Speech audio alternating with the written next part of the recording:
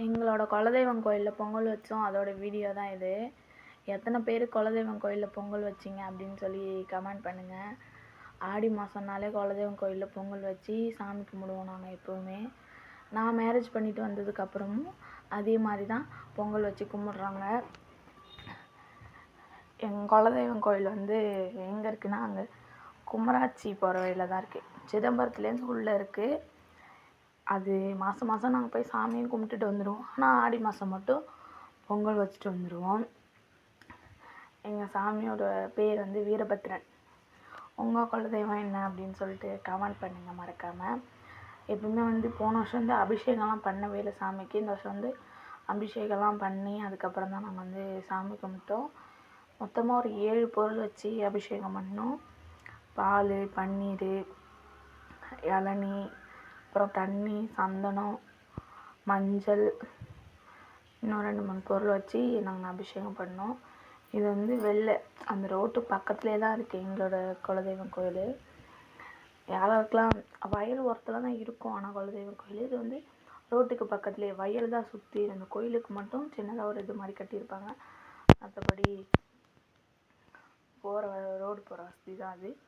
அப்புறம் நாங்கள் 3 பேரும் போய் அரிசி போடலாம் அப்படின்னு சொல்லிட்டு தான் போனோம்.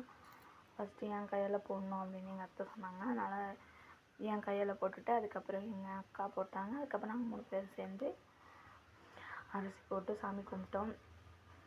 குலதெய்வம் கோயிலில் பொங்கல் வச்சாலே நமக்கு வந்து நல்லது தான். ஏன்னா வந்து அந்த காலத்துலேருந்தே அது வந்து பழக்கமாயிட்டுருக்கு. அதையும் நம்மளும் கடைப்பிடிச்சி வைக்கணும். அது மாதிரி ஏதாச்சும் ஒரு புது விஷயம் பண்ணணும் அப்படின்னாலும் வந்து குலதெய்வம் கோயிலில் வந்து பொங்கல் வைக்கலாம். இது முடிச்சுட்டு நாங்கள் வந்து மாகாண கோயிலுக்கும் போயிருந்தோம். அதோட வீடியோ நான் அப்லோட் பண்ணுறேன். சரியான கூட்டம் அந்த கோயிலில். எப்படி சொல்கிறது, நாங்கள் வந்து ஒரு 8 மணிக்கு தான் போயிருந்தோம். ஆனால் வந்து அப்போவே அவ்வளோ கூட்டம். சரி, எப்பயுமே வந்து சீக்கிரமாக போனால் சாமியை வந்து பார்க்கவே முடியல. இந்த வாட்டி 8 மணிக்கு போகிறோம், எப்படி இருந்தாலும் பார்த்துடலாம் அப்படின்னு சொல்லிட்டு தான் போனோம்.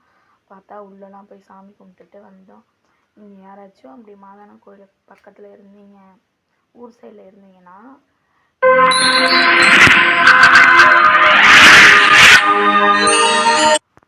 சாமி அப்படி கும்பிடணுன்னா நம்ம வந்து லீவ் டைமில் அந்த மாதிரி டைமில் போய் பார்த்து சாமி கும்பிட்டுட்டு வந்துடும். அந்த ஃபங்க்ஷன் டைமில் போனாலே நம்மளை சாமி பார்க்க விடாமல் நெரிச்சல் பண்ணி இப்படி சாமி கும்பிட நிம்மதியே இல்லாத மாதிரி போயிடுது.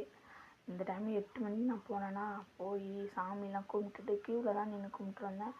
கரெக்டாக ஒரு 10 நிமிஷம் கூட ஆகலை. சாமி நல்லா திருப்தியாக கும்பிட்டுட்டு அப்புறம் வந்து அங்கே வெளிலலாம் வந்து சாமி அலங்காரம் பண்ணி ஜோடிச்சு வச்சுருந்தாங்க. அதெல்லாம் பார்த்துட்டு அப்புறம் தீமிதிலாம் முடிஞ்சிருச்சு நாங்கள் போகிறதுக்குள்ளேயே. அதெல்லாம் முடிச்சுட்டு நாங்கள் வர்றதுக்கே ஆனால் 10 மணி ஆயிடுச்சு. சரியான மழை. நாங்கள் வரப்போ அந்த கோயிலுக்கு போயிருந்தீங்கன்னா தெரிஞ்சிருக்கும். அன்றைக்கி நைட்டு சரியான மழை. அந்த நேரத்துக்கே அவ்வளோ கூட்டம், நெரிசல், நிற்கவே இடம் இல்லாத மாதிரி இருக்குது அந்த டைமுக்கு. ஆனால் இருந்தாலும் நான் சாமி கும்பிட்டு வந்துட்டேன். இந்த வாட்டி பொங்கல் வச்சு சாமி கும்பிட்டாச்சு. அப்புறம் அங்கேயும் போய் சாமி கும்பிட்டு போன வருஷம் போய் நான் வந்து சாமியே பார்க்காம வந்துட்டு மாதான கோயிலுக்கு போய் அதுவே எனக்கு ரொம்ப கஷ்டமாக இருந்தது. இந்த வாட்டி ஆனால் நான் பார்த்துட்டு தான் வந்தேன். நாங்கள் வந்து எங்களோட குலதெய்வம் கோயிலுக்கு என்ன படித்தோன்னா சக்கரை பொங்கல், அப்புறம் வந்து வேர்க்கடலை, கொண்டக்கடலை இது 2ம் தாளித்து விட்டு அது ஒரு இது வச்சோம். போன வருஷம் புளி சாதம், லெமன் சாதம், தயிர் சாதம்லாம் வச்சு படைத்தோம்.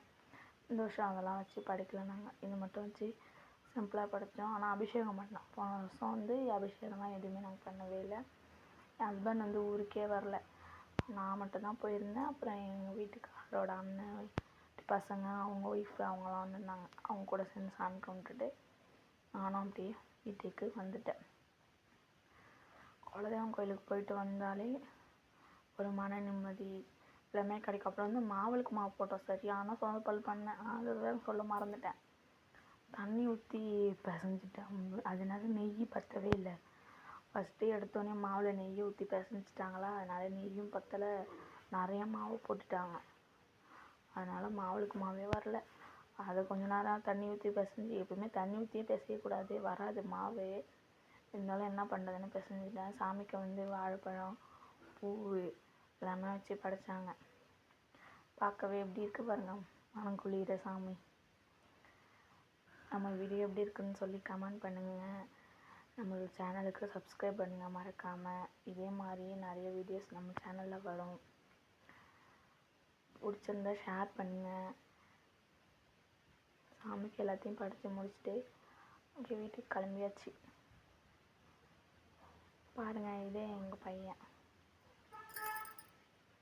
பாய், நெக்ஸ்ட் ஒரு விளாகில் பார்க்கலாம்.